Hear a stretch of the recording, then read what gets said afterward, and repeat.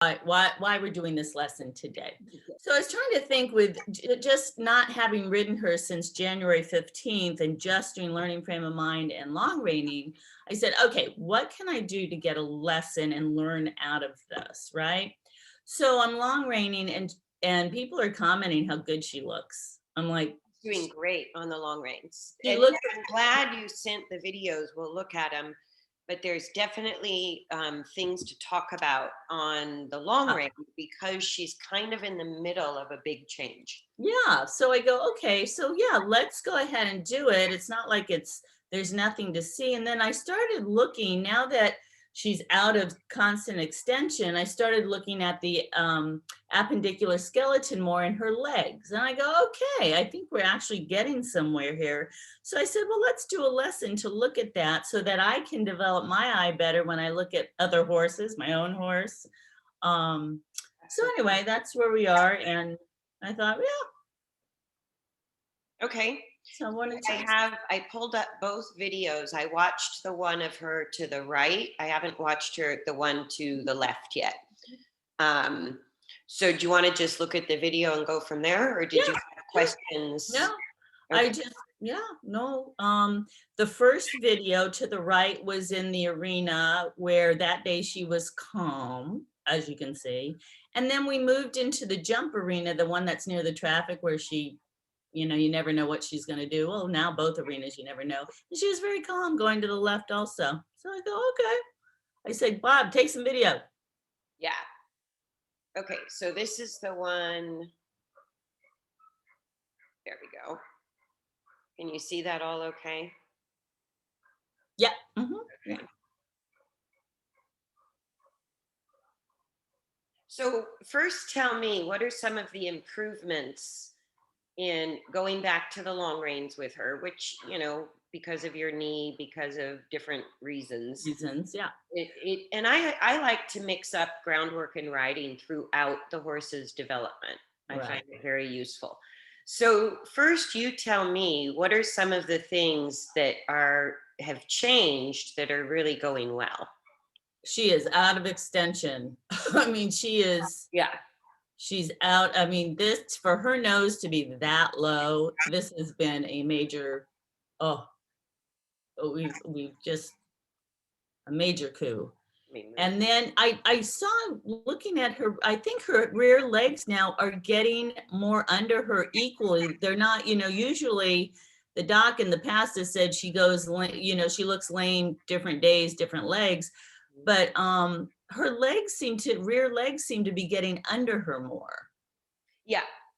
Yeah. So, like, as far as just working with her, number one, she's not bouncing between the extreme of blowing up and stopping, right? Because that's what they do first. So, because of the chronic extension, she was either stuck in extension, sometimes blowing up, or stopping and hard to get forward. So her having a steady forward rhythm at the walk already tells you she's way more comfortable than she was before. The head to the outside always speaks to the instability of the pelvis and the back, the hindquarter and the back. So to keep the inside rein straight, which is your radius on the circle, when you keep it straight and it puts the head to the outside, and I always make note of this, you can see how floppy the inside rein is even with her head to the outside. Right. So we're not feeling the head and neck. You're feeling the torso, right? So a couple of things are going on. As long as they're still struggling with the engagement or the stability, the engagement of the hind legs and or the stability of the back and the hindquarter in motion, the head will be a little bit bent to the outside. What the slack on the inside rein is telling you, hang on, let me go back. What the slack on the inside rein is telling you is that her body weight, the torso, is falling in. So she's overloading the right front leg. So when her neck looks straight, she's leaning on the inside front leg. So all of that said, if we look at the leg kinematics, like she's much more equal in the forward swing or the Mhm. braking phase of the hind leg. Like for her to get her hind leg that deep Yep, under her body I know. is huge, right? And you can see there's still a little bit of struggle, like there's the appearance of stiffness just lingering in her hindquarter when she's moving. So as she's placing the leg far deeper, like this is just amazing that the hoof is landing right up here where it should, near the center of her body. Mhm. And the hind leg is not spending excessive time behind anymore. So let's just look at the hind legs a little bit. If I can, let me see if I can play this. Oh, it jumps now. It used to be if I hit my forward arrow, it would play in slow motion. Oh. And now it jumps in increments. They changed something on YouTube, Mm. which is a bummer. So if we just kind of like even here, again, this hind leg, the opposite hind leg, Mhm. is really coming nice and deep under her body. Mhm. And if we look at the musculature up higher, you can still see sort of right in here where I'm rolling the cursor, Mhm. um, that upper, like top superficial gluteal muscle. You can almost see the definition of where it's still a little bit tight, Mhm. right? That's what we call the apple butt or the little booty muscle on top of the hindquarter. Mhm. But she's filled in, like her whole hindquarter is looking rounder and less sort of like high point here, sharp point back Right. here on the hamstrings, and really shallow on the side of the hindquarter. All of that is starting to muscle in better. So let's play it in motion a little and just kind of watch from first just the swing of the hind legs from behind the saddle. So just kind of keep your eye on the Okay. whole hindquarter and tell me your first couple of just generalized impressions of it. So if we try to look, our eye cannot pick it up in regular speed. Like the human eye can't see the accurately in real time with horse movement, even at the walk. That's why we really have to look at slow mo and freeze frame and that to see it. But we can get a general impression that's pretty accurate. So just tell me what your impression is. And let me go back just a little bit so we can kind of watch this play through. What's your impression of the hindquarter as she's moving, or the forward to backward swing of the hind legs as she's moving?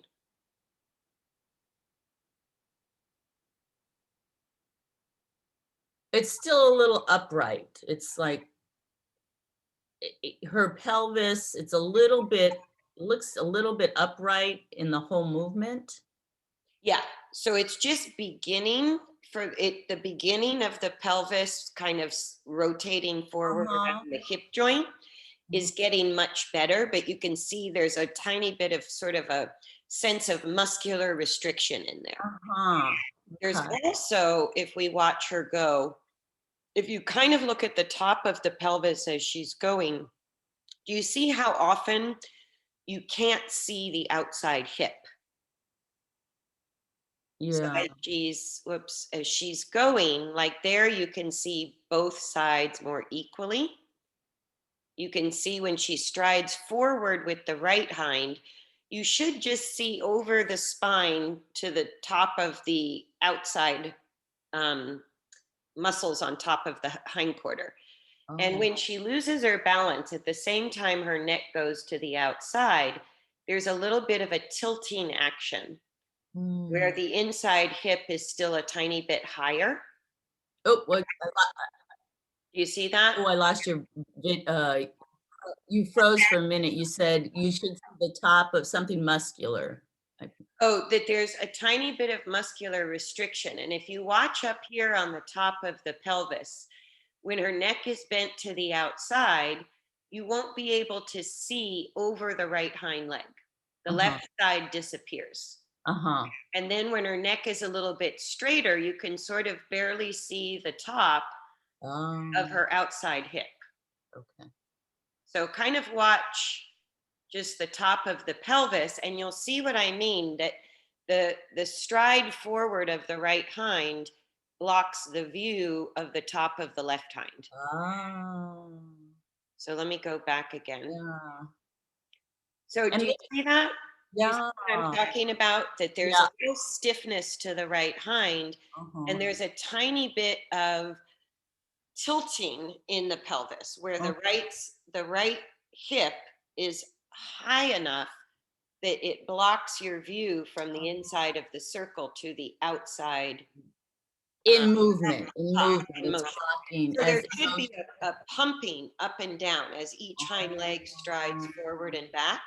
okay. And so when her hind leg goes forward is when you should see the opposite hip. Ah, The okay. hip, as the hind leg comes forward, the pelvis rotates and drops a little bit. But with her, that's exactly where her pelvis, where the whole side of that pelvis is pushing up. Okay.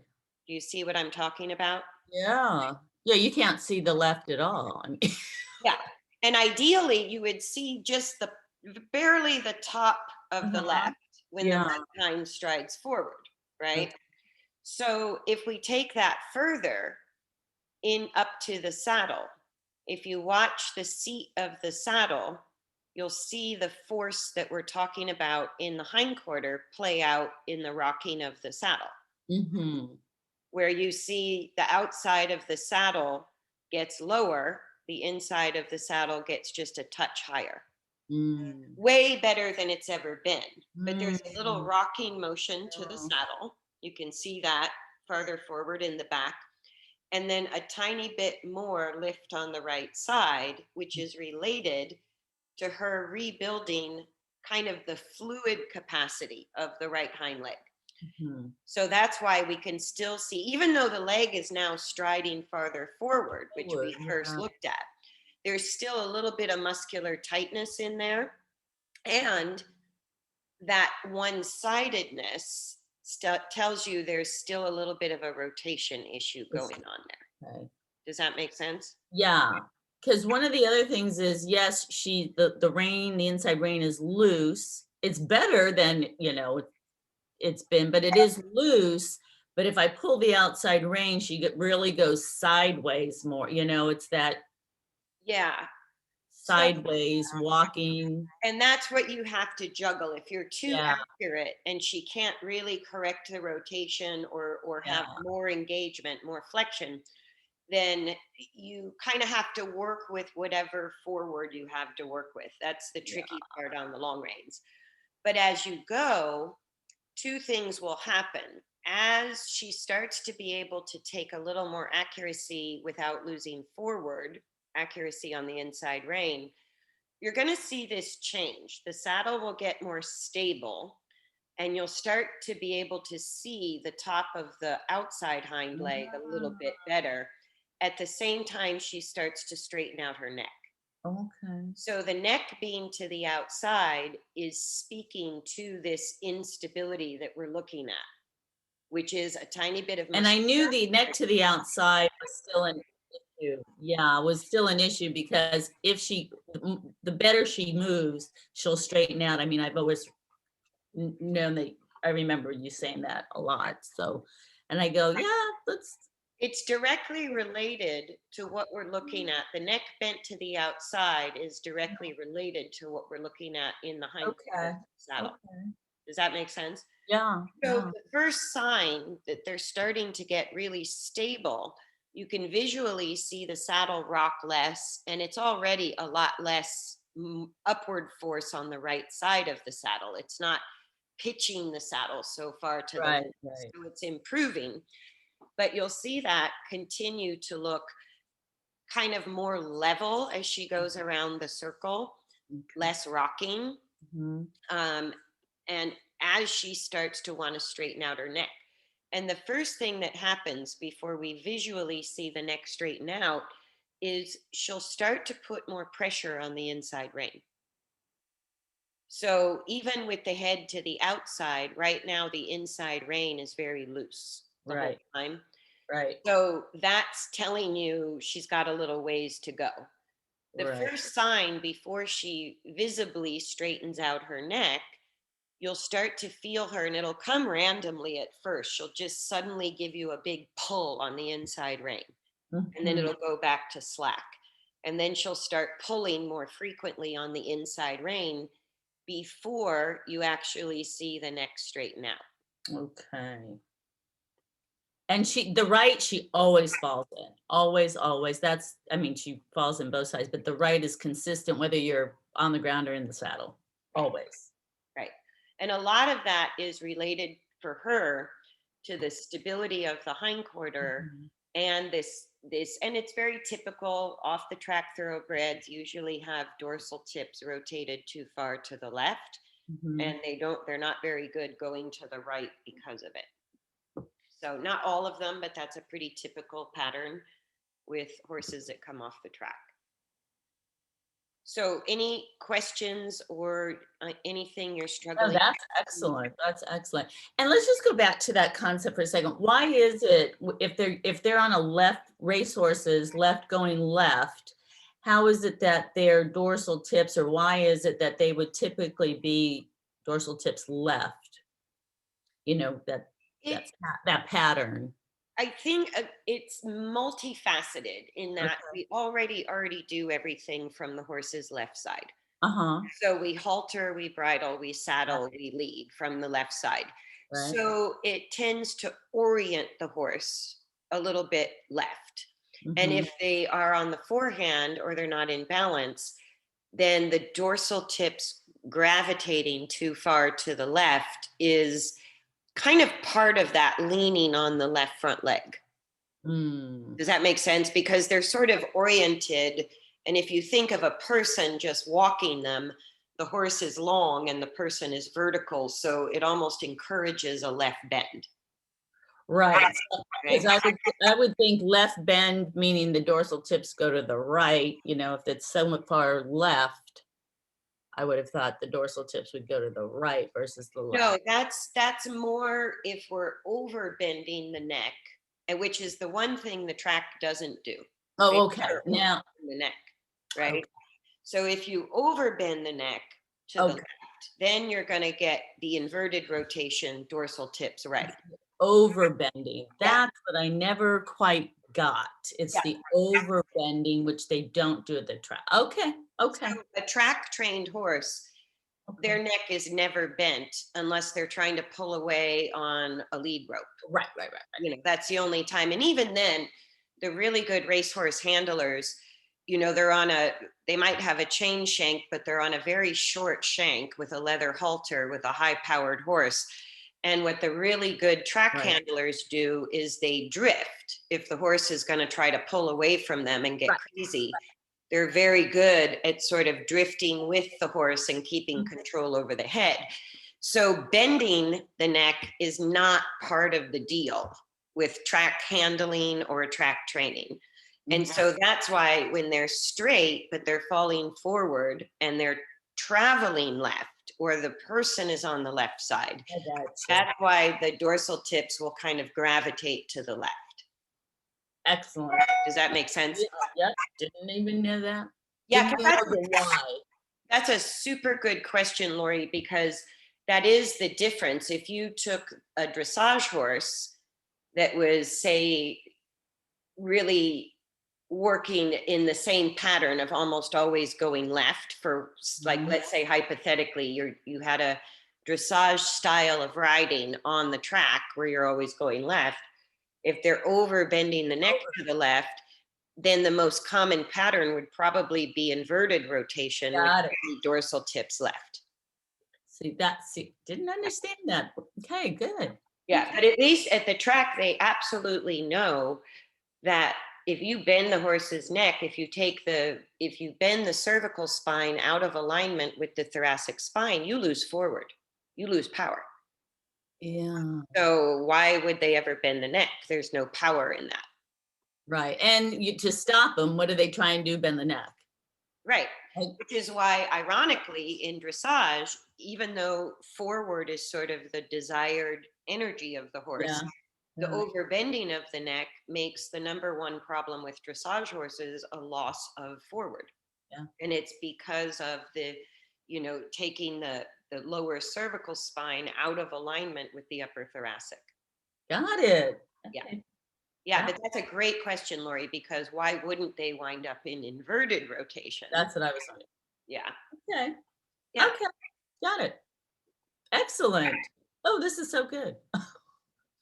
Yeah. And I think too, because they're working at high speeds and they're keeping the neck straight, it gives the horse probably a little relief because, ironically, most horses are super tight in the right shoulder.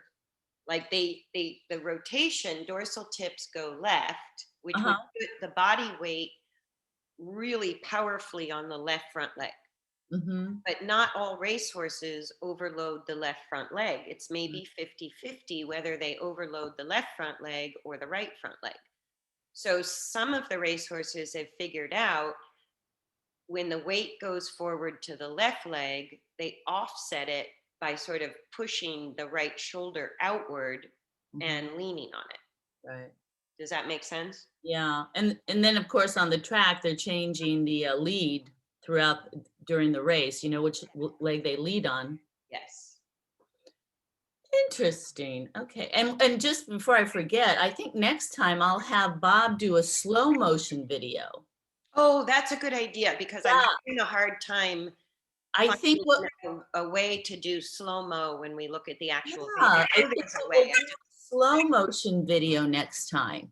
Yeah, that's always fascinating to look at, especially if we want to go further into the leg kinematics. Right, because that slow motion, it was just an eye opener when Steve did that slow motion on her leg fall, her foot fall. That was amazing.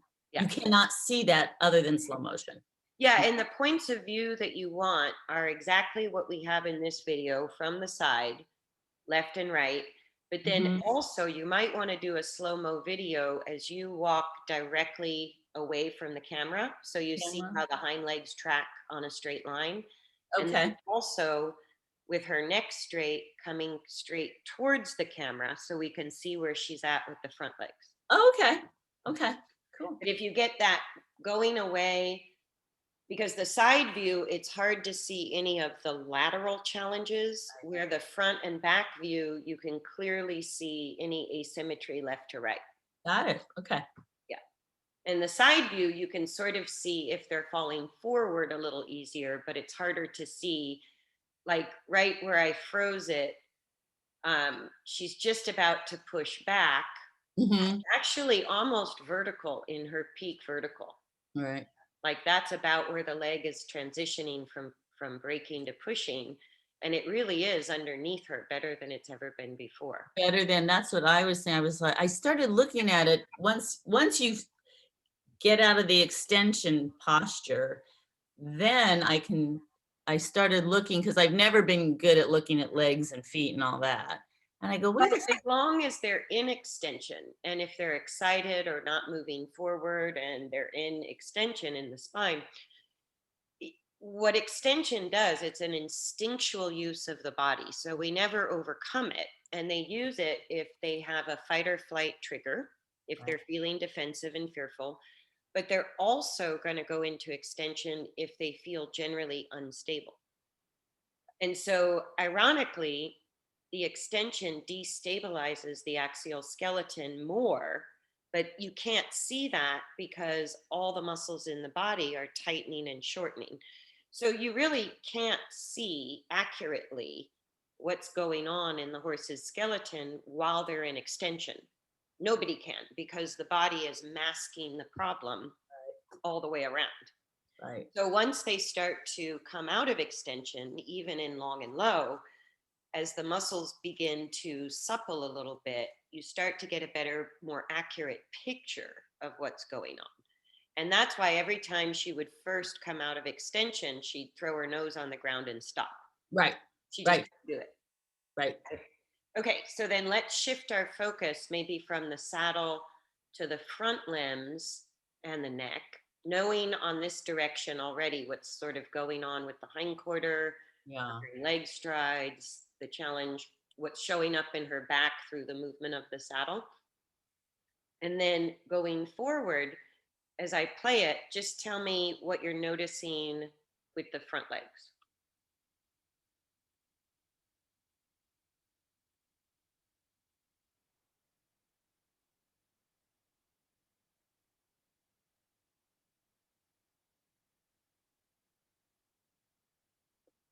Are they a little too far under her? Like they're not, are they short, choppy, short? I mean, She not bad. struggles, yeah, well, she struggles a little bit with the forward reach of the front legs. And I think you're right. They stay on the ground a little bit longer than they should Oh, okay. when they're behind. Mm-hmm. Oops. Let me shoot. That's actually a good moment. Let me go back. Oops. Just there. Nope. Nope. So here she's getting pretty good engagement with the hind leg. And Right. she's actually starting to pick her front feet up earlier. Where if she were more long and low or in extension, the hoof right here would still be on the ground. Okay. But you can see it's already lifting. Yes. So it was on the ground just maybe a couple inches here, but she's already picking it up. So Okay. like, what's your impression of the Okay. front legs? So you see that there's a little bit of restriction, which I think is muscular. Yeah. That the hind legs still spend a little too much time back here in the backwards phase, and they don't reach incredibly forward in the forward phase of the stride, right? Right. Right. And again, I think it's more muscular because the other impression I get with her front legs is she's not just slamming and concussing them into the ground. There's starting to be a little bit more lightness in the front legs than what she had before. Okay. And there, where she stopped, she's starting, actually, let me go back to that. So just about there with the neck to the outside. Yeah. And you can see now her push is not too far behind vertical, right? So where she's reaching and pushing is equalizing in the front legs, Okay. where she's braking and pushing. So with her neck to the outside, again, this is really improved, but all that muscle definition that you can see in the hindquarter Yeah. speaks to the amount of tension. So Okay. when all the muscles are sort of restored to a natural, supple state where they can work equally between concentric, eccentric contraction, you don't see the muscle definition. It just looks smoother, right? And in the shoulders, it's sort of the same thing is happening. You can still see a lot of muscle definition, but I think this is the stride. With her neck to the outside, it makes it impossible for her to lean towards the inside front leg. Okay. Does that Yeah. make sense? Yeah. So she has to figure out how to lift the left front leg in the stride rather than lean on it. So the slack on your inside rein is telling you her habit. She's unstable behind, so she has a hard time controlling her body weight going forward. So we can assume her body weight is still going forward and down too much to the front legs, not enough flexion in the spine yet. Mhm. So the slack on the inside rein tells you her torso wants to tip forward down towards the right front leg. Yes. Yes. Because you're taking the neck to the outside, it makes it impossible for her to do that. So it's the beginning of releasing that memory, that muscle memory, or the use of all the muscles around the thoracic sling on the whole right side Okay. of her leaning that direction. You're completely changing the direction of force. So I think it's just here. She lifts pretty good like that, and then she stops. Did you see that? So if Yeah. we watch just the right front leg, when the slack comes in your rein is when the neck gets a little straighter. She gets unstable behind, but you see how the front right leg is starting to reach a tiny bit laterally, especially when you have her neck to the outside. Her Okay. right front leg has to reach in the direction of travel. Travel. Right, right, right. And she's starting to get kind of jiggly up here in the shoulders, the muscles just here at the top of the front leg, but you Okay. can see the muscle definition up higher. So this Yes, is quite yes. a big deal. At the same time that the hind end and the back are gaining stability, you're also freeing up the muscular restriction from the weight bearing on the front legs. Everything happens at the same time, right? So the neck will continue. As Mhm. she gets the neck straighter, you'll release the muscle tightness through the neck a lot faster. Right now, the Okay. muscle Okay. changes are happening more through the back, the hindquarter, and sort of beginning with the inside front leg. So I need to be a lot more accurate with that inside rein. If you don't lose forward. Yeah. Yeah. Well, what I can do is get more behind her, get a little bit closer to keep her moving forward. I mean, I can do that. Yeah. So just here, as Okay. she's getting a little fussy with her head and neck, there's a change just in here somewhere where if like the scapula, the shoulder joint is right here. Right. It's the little Yeah. pointy part at the bottom base of the neck. So the Mhm. elbow joint is here by the girth Mhm. at the back of the front leg. Mhm. So the scapula basically goes from here, the shoulder joint, right up to the withers, Mhm. the big scapula. And what I saw just here, I took it back and paused it, is watch as she comes into this part of the turn where she passes the gate, and you'll start to see more movement up here in the scapula. And that's where, again, as the skeleton itself becomes more stable, particularly through the pelvis and the thoracolumbar spine, the front end begins to free up. We don't have to do certain exercises to supple the thoracic sling. When we get stability in the back and hindquarter and we alleviate the weight bearing of the front legs or the act of stabilizing through the front limbs and the neck, all of the muscle use that was creating stability or managing excessive weight, it just starts to naturally change tone.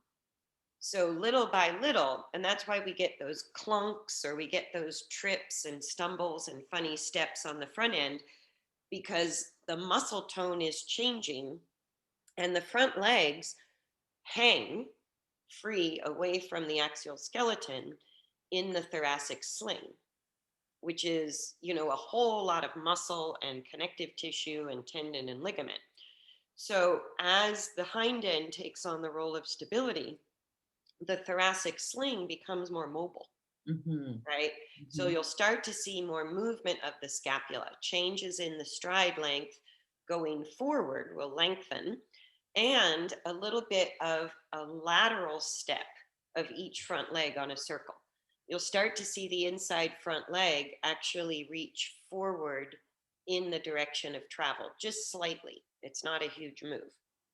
So here, just kind of watch the upper Okay. shoulder area and in front of the saddle as she comes around and see if Okay. you can see that change. So there you see a little bit of scapula movement, Mhm. and there it starts to really Right increase. there. Yeah. Yeah. And then There. she Right fusses with the there. neck. But do you see how much more the scapula is moving right now? Yeah. Right And there. Right. Yeah. that relates down lower to the length of stride. So let me go back to that and now watch from the top of the leg right down to the hoof. Okay. And we'll see the fussiness in the neck is happening at the same time because it's changing the muscle tone all around the front leg and up into the neck, also up under the saddle. That's all connected. Mhm. How all of that starts to change at one time. And you see the increase of mobility in the scapula And you might not see, it might not be easy for us to see with our human eye the increase in the length of stride down lower near the hoof, but it's there because we saw the change in the scapula movement. Scapula, okay. So kind of watch the whole right leg apparatus from the scapula down to the hoof. And as you see the scapula move more there, she kind of There. flings that front leg Front out. leg, right. Yeah, I Not saw it. quite sure where it goes because as the front leg frees up and she can take a longer stride, it's like it changes their proprioception. It's different. So if you're used to your foot landing in a certain place and you have all this muscle restriction built around it, or even like your knee injury, right? Mhm, When you mhm. have pain, you restrict the mobility to Sure. protect the area of the body that's having pain. Right. So when you go to PT, and a lot of people describe this, that as the body heals and you go to PT, as you get help restoring the natural range of motion, it fries your brain. It's very disorienting because our proprioception adapts very quickly. So, what your proprioception has already adapted to while protecting your knee, the reason we go to physical therapy and the reason we have to work with horses is because that change in range of motion and muscle use is disorienting at first. Right. You And we don't, can't do it ourselves.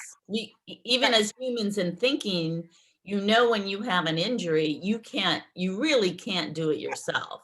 No, you If can't restore your own function you need, because of the mechanism of proprioception. yeah, So, as soon as we have an injury or a habit where we move incorrectly for us and the horses, yeah, your brain normalizes that yeah, and says this is right.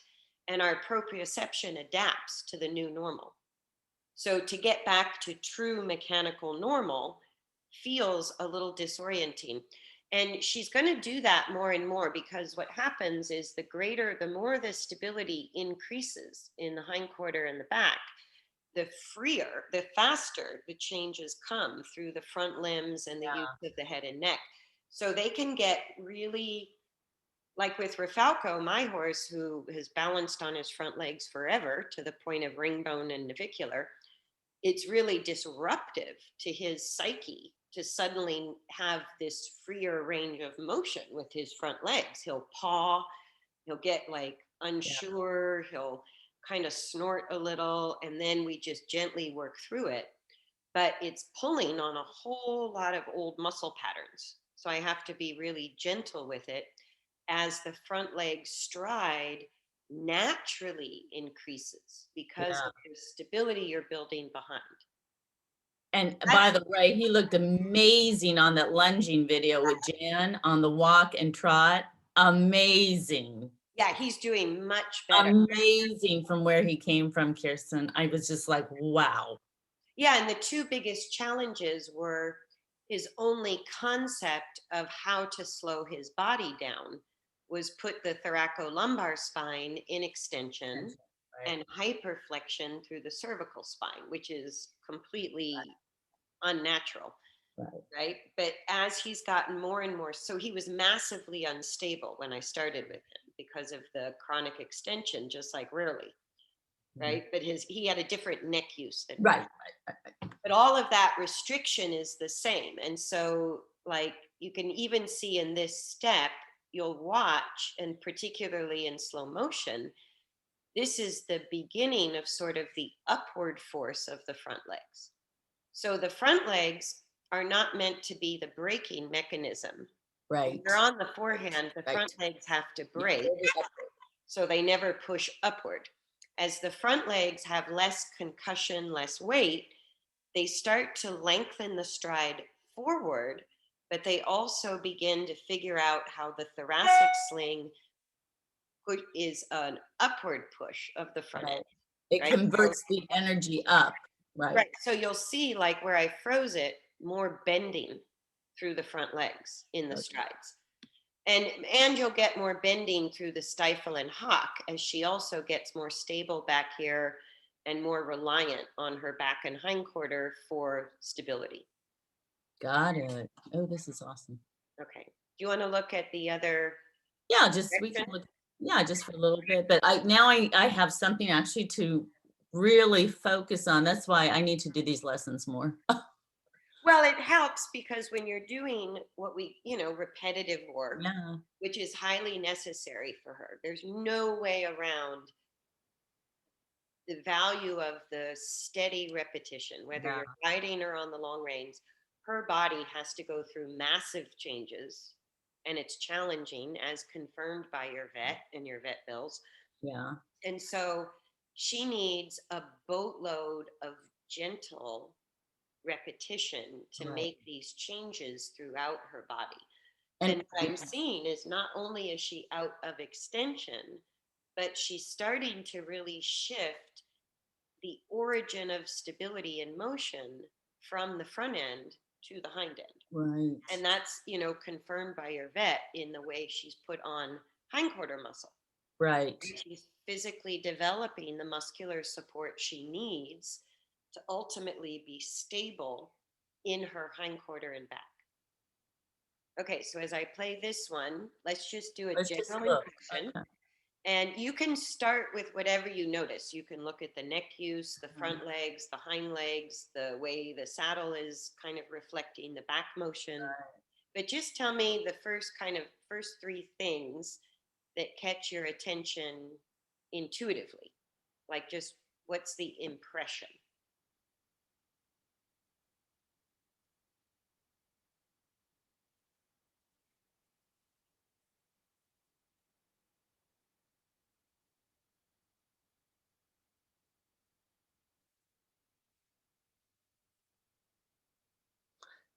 She's got a better swing of the inside leg, it looks like, than going to the right. The swing is better than going to the right. But she's probably because she's not falling in as much as she does to the right. It's the same problem in reverse. So if the right hind, which we looked at on the other direction, is kind of restricted muscularly, and we can Right. see she's still struggling with kind of tipping the pelvis low on the left, high on the Yeah. right. Yeah, yeah, yeah. So then which hind leg would chronically take a longer stride or habitually based on that pattern, the right hind or the left hind? So if the pelvis is tilted Tip. up on the right side and lower on the left, and probably pushed slightly more forward on the right, back on the left. She's Which, gonna take if you took that down to the hind legs, which hind leg would easily take a longer stride than the other, left or right? the right, right?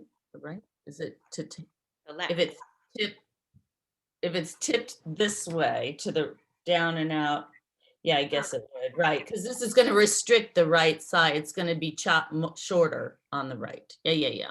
Okay, got it. So anytime Create. which is related to the rotation in the thoracolumbar, Yeah, yeah, okay. pelvis will tilt.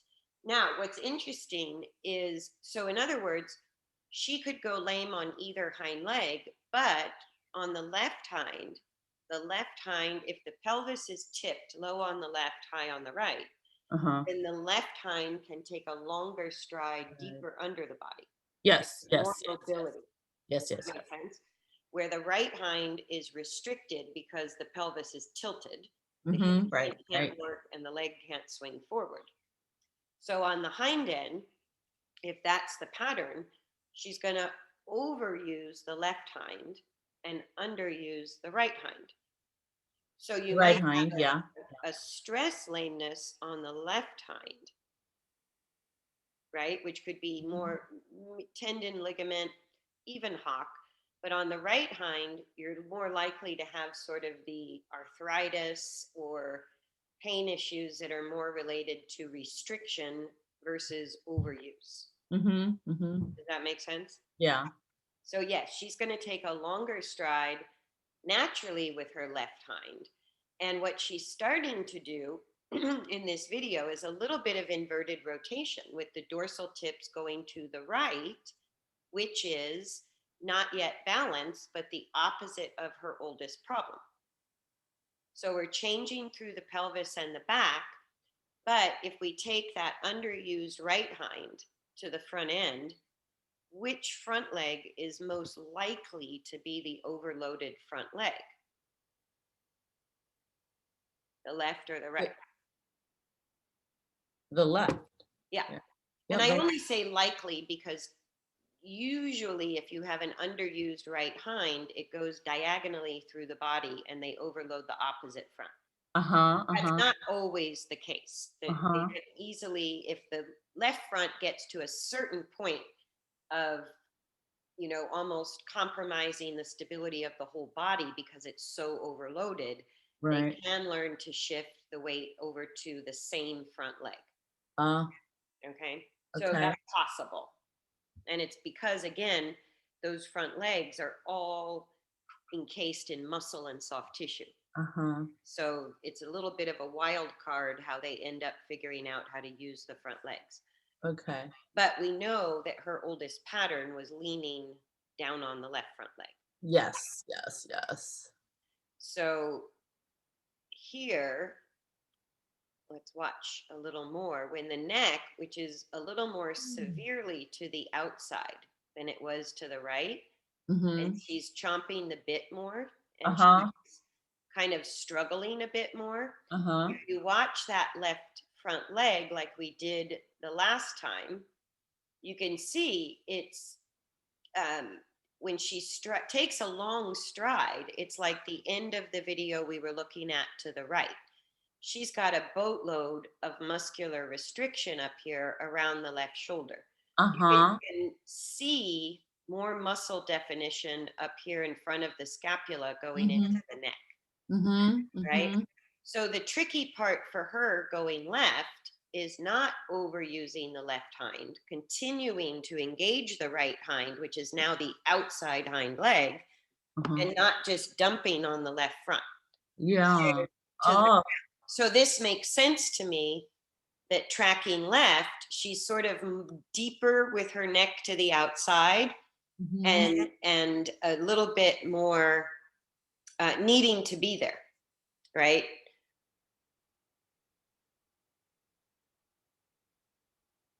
Yeah.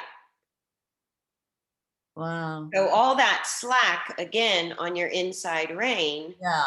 she's leaning on the inside shoulder, which she does both directions, but probably more so tracking left than right. Oh. When you track right, you could really see sort of the stiffness in the right hind leg and not seeing, like if we look over the pelvis, see here, she's tilting the saddle to the outside. So she's And actually got the dorsal tips too far to the right. mhm. So instead of the saddle being high on the right side, tracking left, it's a new change for her to actually flip the saddle the other way. Mhm. So when you ride her, the inside of your direction is going to be where you have to keep more weight on your seat bone. It's no longer Yeah. just the right side. It's going to Right shift side, right. from left to right because you can see that in the saddle tilting to the outside, which is less related to the hindquarter, but it's very related to her getting out of the left rotation, but not yet stable and upright, sometimes playing with it too far to the right. So, here, what she's doing very well is widening these front legs as the hind end and the back become more stable. Like just there, you can see the diagonal Yeah. placement of her Right. front leg. Right. That's pulling on all the muscles, like the trapezius muscle goes from about here on the saddle down to the middle of the shoulder, up through the middle of the neck. It's a huge triangular muscle that connects the neck, the front leg, and the back, right? So all of the upper back, everything in the thoracic sling, and most of the way through the neck, all those muscles are connected, right? But as she's getting more stable through the hindquarter, through the back, the reach of the diagonal reach of the front legs will get greater, will become more. Okay. Okay. Yeah. But the neck bent to the outside tells you she's starting to free up the front end, but she's not yet stable enough in the back and the Back hind end. quarter And to really let go. you can see that. I mean, I can see, yeah. Yeah. Yeah, so I from the going to the right, it's doing the same thing going to the left in a sense. Yeah. The right And side. what's good is that she's kind of a bit more equal left to right. So here where you first start tracking left, you can see now if we go back to the beginning, you see there's a little muscle restriction around that front leg. The stride is shorter. As Uh-huh. she starts to loosen up, she starts at some point, maybe it was back farther where she was chomping on the bit, Mhm, mhm. like there in the beginning, right? And Yep. look at how much slower she's going. Uh-huh. And you can see the struggle here. There's a little sense of restriction as she takes that front leg forward. It pulls back faster, right? And as we watch, Yeah. yeah, Okay. as we watch her go and she gets a little more stable behind, she gets more forward, she gets quieter in the mouth. And now do you see that transition of the front leg beginning Right, to change? right. Right? But she hits some tightness in there. That's Yeah. where she chomps on the bit, she Okay. stops, or she tosses her head, or, plays with her neck, is just as she's starting to feel that front left leg can move much more than she's used to. Okay. Yeah. Yeah. So there she slows down. She figures out the leg can go slightly laterally. Right. And then the longer she goes, you're going to see those sort of shortening tight steps in there for a moment. And then she kind of flows forward. And then she tightens up a little. And then she flows forward. But as we get towards the end of this direction, she's much more flowy as she's Okay. changed all that, suppled the muscles, because it can be painful to supple muscles. Yeah. It's not something you can just go in and stretch and Right. massage and make it better. Right. Because it's really, when we say supple, I would say that means the appropriate amount of muscle contraction, Right. Right. because there's always muscle contraction, Right. right? But excessive muscle contraction is there because of the instability of the skeleton. And be it eccentric or concentric, right? Right. And typically it's going to be if the skeleton is unstable in its moving coordination, just like us, our instinct is to shorten for Tightening, stability, right, right? concentric, To right. kind of grab. But yeah, do you see how the longer she goes, she keeps playing with that left front leg, the neck, the saddle area of the back. And it's related to her finding a different use in her hindquarter. But, and here you can see that sort of those lines and that dimpling sort of speaks to the amount of muscular tension that's still in there around the front of the scapula. And you can see when you just have her on the crossed eyes to groomer, she's got a lot of muscle definition here, like lots of little definition throughout both sides, both shoulders. You Yeah. can see it. Yeah, because she's been stabilizing there a long time. And so as she physically builds more muscle, as her hindquarter continues to look more and more round, rather than, she still has some high spots and low spots in her hindquarter. Like this side, you can see the hamstring definition is Yeah, still a little tight back there in the yeah, hamstring. You can right, sort of see right up here on either side of the tuber sacrale and the lumbosacral junction, she's a bit tight, right, right? right. So those upper gluteal muscles have been overworking. And just here between the point of the hip joint, and the stifle, that muscle in there is the tensor fasciata or tensor fasciata.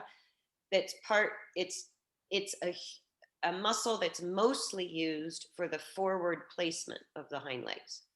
So when they have a big indent here on the side of the hindquarter, and they have a lot of muscle on the top of the hindquarter and kind of a pointy or strong hamstring on the back of the hindquarter, that tells you that the leg has been more often working behind the torso rather than underneath the torso.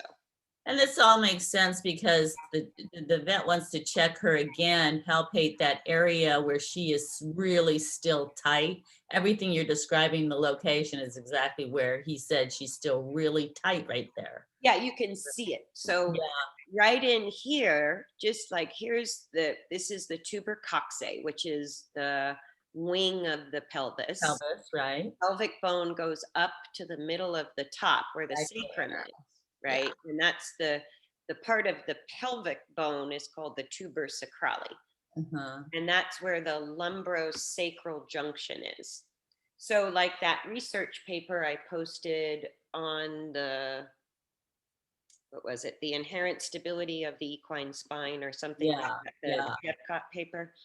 Um, he talks about right in here in the where the lumbar ends and the sacrum begins, Right there. which is right between the tuber sacrale, right? That area is it's where the engagement of the pelvis happens. So it has the greatest range of motion in that joint. Does that make sense? Mm-hmm. So that joint, the lumbosacral joint, flexing and extending, right? When it's in flexion, the pelvis rotates forward, all Right, right, right. joints of the leg work, and the hind leg steps more forward. When they've got these sort of gluteal muscles that we call the apple butt, and you can still see quite a strong definition of that muscle. Uh-huh. It's an upper and sort of an outer layer of the gluteal muscle. Mhm. That tightness there is restricting the mobility of the lumbar sacral junction, Okay. right? So that's part of why she's still struggling to get the hind legs forward. It's a more of a muscle restriction. She's working through it. So you're getting more mobility through this lumbosacral junction. And that's where it should be the greatest amount of mobility. That's where the forwardness of the hindquarter happens, Okay. right? And then also sort of the flexion or the extension through the lumbar spine and the sacrum are part of it as well. But And it, that's where I see the most muscular restriction that she's struggling with is right up here. And then she still has just a little bit of what, people call a poverty groove. And it used to be called a poverty groove because if the horses were skinny, that that's what, line that sort of defined the hamstring muscle would get really pronounced. yeah. But it also gets pronounced not because they're starving, but because the hamstring is overdeveloped. I was gonna say misuse or whatever. Yeah. Right. So here, where her left hind leg is backwards, that's where she's using this apple butt gluteal muscle and using the hamstring. So it's just like if you take your leg and you swing it backwards behind your torso, it activates your gluteals Yeah. and your hamstring, but it stretches your quadriceps, right? And then as you swing your leg forward, it's opposing muscles, Mm-hmm. right? Mm-hmm. So the opposing muscle for the horse, let me see if I can find whoops, dang nabbit. Let me see if I can get the next one. There. Oops. Let me go back just a smidge.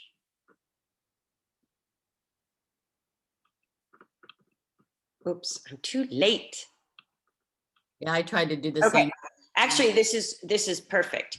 So do you see in here between, like, there's the tight muscle, you can see the definition of it. Mm-hmm. And you see the poverty groove is starting, it disappears in the forward phase of the stride because you're lengthening the hamstring, Yeah.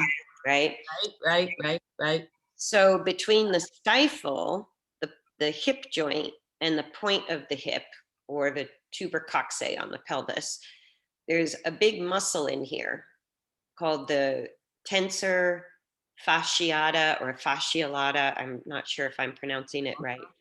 But as she picks up the leg to swing forward, you see this sort of softening. It sort of flubs, Right. right? Yep. That's when that muscle is in use, bringing the hind leg forward under her body. So if we just watch this part while I put her back in real time, when the leg goes backwards, you're going to see a muscle appear in here that sort of stretches and looks elongated. And then it's like when the hind leg is behind, right in this area, you'll see a thick muscle that acts like kind of a bungee cord. When the leg is behind, you see it stretched. And as the leg comes forward, you see it released. Okay. Okay. So there's the release, stretch, release. So it goes flub, stretch, flub, stretch, flub, stretch. You see that? Yep. Okay, so as it goes flub, the hind leg is coming forward. That's when you're building up the muscle in this part of the hindquarter. And you can see it doesn't flub as much as it stretches. There, that's a good angle. So there's the stretch, flub, stretch, flub, stretch, flub. You can see it like shadows in So you can really watch this muscle as part of the picture. As this muscle gets stronger, she's going to rely less on the hamstring and the upper gluteus. Yeah. That's what's going to partially give her the appearance of also rounding, muscularly developing and rounding the hindquarter right in here. So you end up, this will kind of deflate a little and this will inflate. So rather than lumpy here, shallow there, Right. it's going to start looking more kind of beach bally. Okay. Right.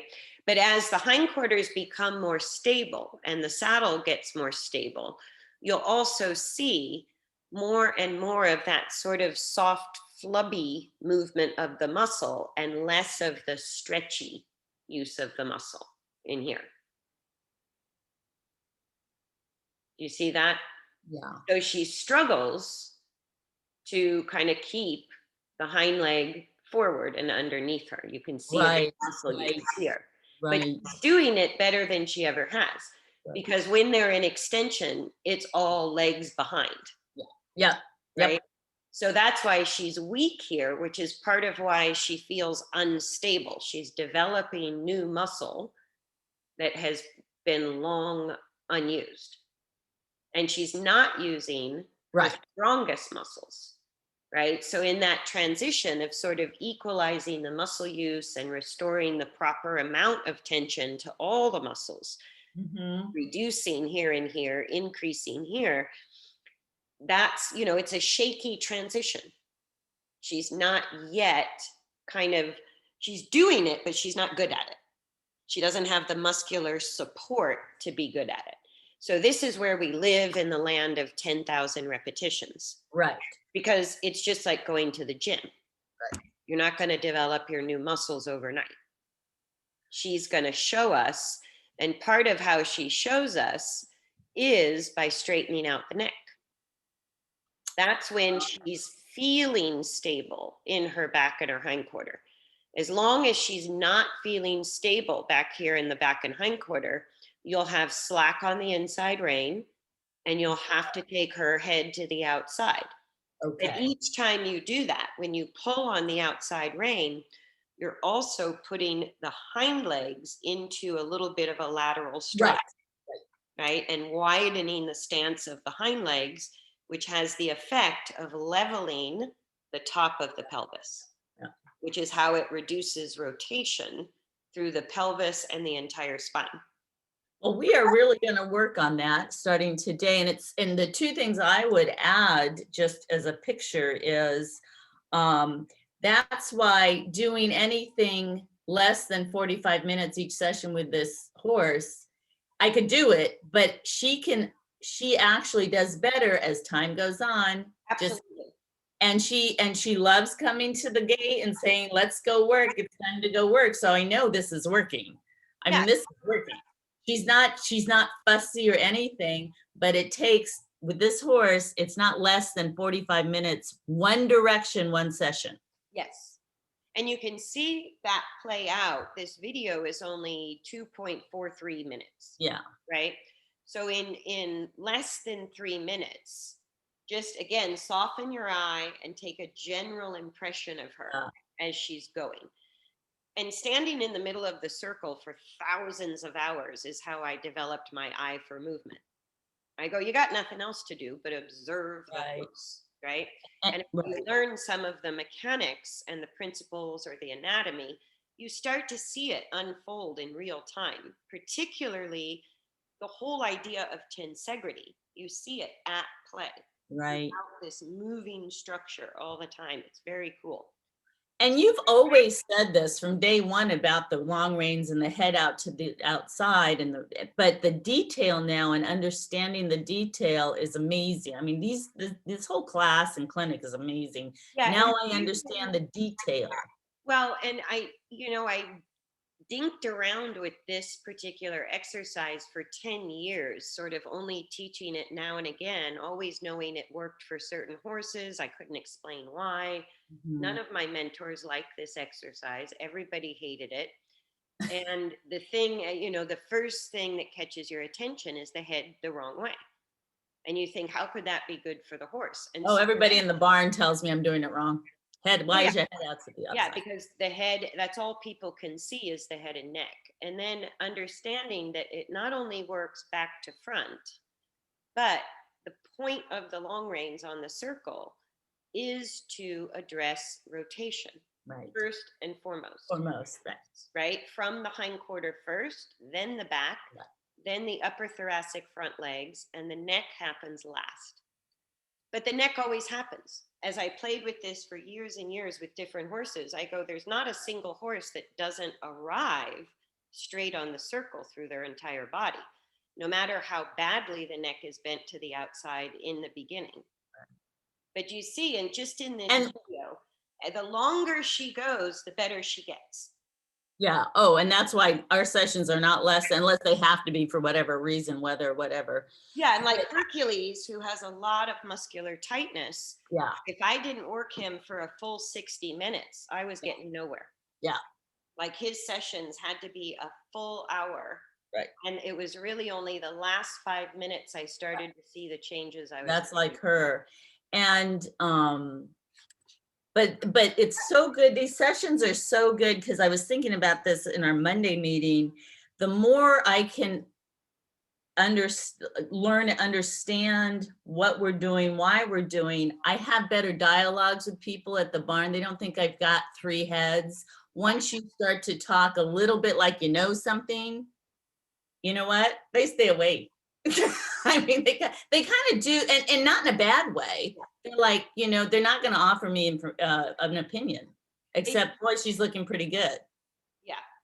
And that's the thing. The more we can explain it, the easier it gets. And then, Yeah, yeah, if people if you're not abusing the horse, I have no idea why people think it's their business to come and tell you you're doing it right or wrong. But yeah. it's what people do. And so I But go, if I were abusing the horse, okay, you know, right.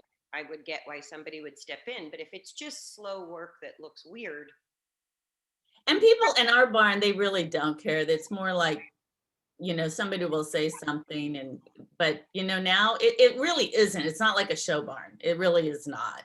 And the other thing I would say too, in this taped session, we did ask the last time the vet, is there a point of calling the chiro again, getting her adjusted to continue getting to, and he looked, he goes, no. He said, no, just keep doing what you're doing. no, and the most important confirmation you can get is not from other people or even other trainers, because there's a lot of belief involved in that. Mhm. But knowing that the body always tells the truth. Yeah. Your best feedback is from your farrier, your vet, your chiropractor, your body worker, because they're going to tell you the reality of the body based on the work you're doing daily. Mhm. Because no matter what we try to bring in, veterinary or any other modality, you can't change the movement Right. in a static therapy. So a lot of body workers I've worked with get frustrated because they go in and fix the horse, but the daily work of the horse is taking the horse the wrong way mechanically. So when you get good feedback like you have from your vet, And the vet saying you no longer need the chiropractor is a big confirmation that you're on Yeah. the right track, Yeah. even though Rarely's head is still bent to the outside on the Yeah. long reins. That tells us we're not there yet.